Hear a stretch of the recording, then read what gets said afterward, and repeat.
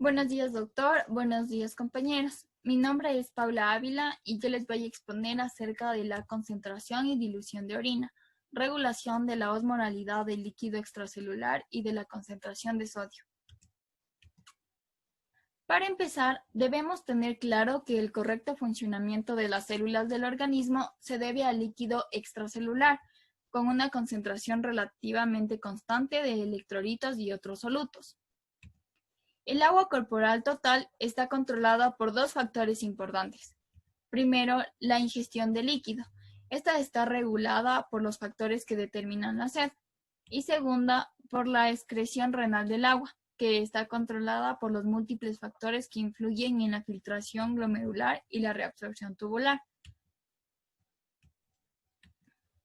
Los riñones excretan un exceso de agua mediante la formación de una orina diluida. Cuando existe un exceso de agua en el organismo y la osmolaridad del agua corporal está reducida, el riñón puede excretar orina con una osmolaridad de 50 miliosmoles por litro. Sin embargo, cuando existe una deficiencia de agua y la osmolaridad del líquido extracelular está elevada, el riñón puede excretar orina con una concentración de 1200 a 1400 miliosmoles por litro. También es importante tener en cuenta que existen dos tipos de orina, una orina diluida y una orina concentrada. De igual manera, es esencial saber que la ingestión de líquido es limitada.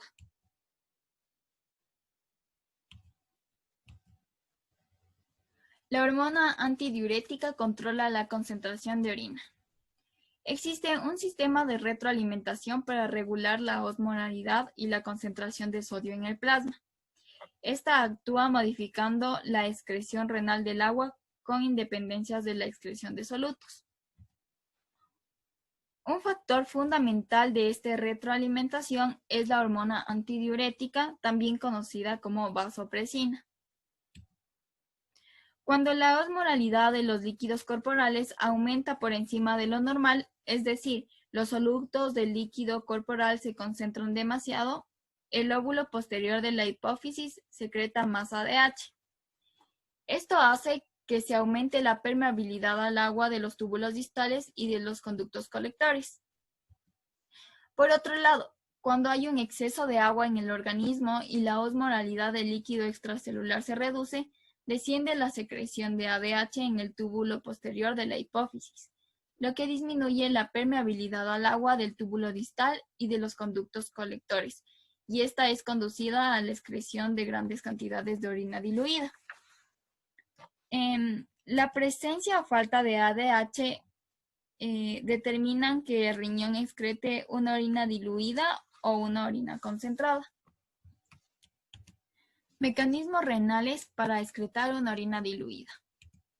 Cuando existe un gran exceso de agua en el organismo, el riñón puede excretar hasta 20 litros al día de orina diluida, con una concentración de 50 miliosmoles por litro. La cantidad total de solutos excretados permanece relativamente constante, como ya se mencionó anteriormente. Esto se da ya que la orina formada llega a estar muy diluida y la osmolaridad urinaria disminuye desde 600 hasta cerca de 100 miliosmoles por litro. Cuando el filtrado glomerular está recién formado, su osmolaridad es aproximadamente la misma que la del plasma, es decir, de 300 miliosmoles por litro. Como se muestra en el gráfico, después de la ingestión del agua, el volumen de la orina aumenta y la osmolaridad urinaria disminuye, lo que causa la excreción de un gran volumen de orina diluida, pero la cantidad total de solutos excretada por los riñones permanece relativamente constante. El mecanismo de formación de la orina diluida consiste en la reabsorción continua de solutos en los segmentos distales del sistema tubular.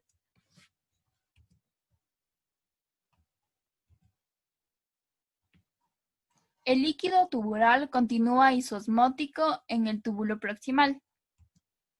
Aquí los solutos y el agua se reabsorben en igual proporción. El líquido del túbulo proximal permanece isosmótico respecto al plasma, con una osmolaridad aproximadamente de 300 miliosmoles por litro. De igual manera, en el asa ascendente de Henle existe reabsorción por osmosis.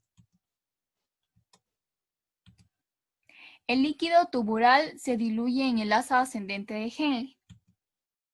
En la rama ascendente gruesa del asa de Henle se reabsorben con afinidad el sodio, el potasio y el cloro. Esta porción es impermeable al agua incluso en presencia de ADH. El líquido tubular va diluyéndose a medida que fluye por el asa ascendente de Henle con una osmolaridad de 100 miliosmoles por litro. Y el líquido que abandona la parte inicial del segmento tubular distal es hipoosmótico. Finalmente tenemos el líquido tubular que se diluye aún más en los túbulos distales y colectores si no hay ADH.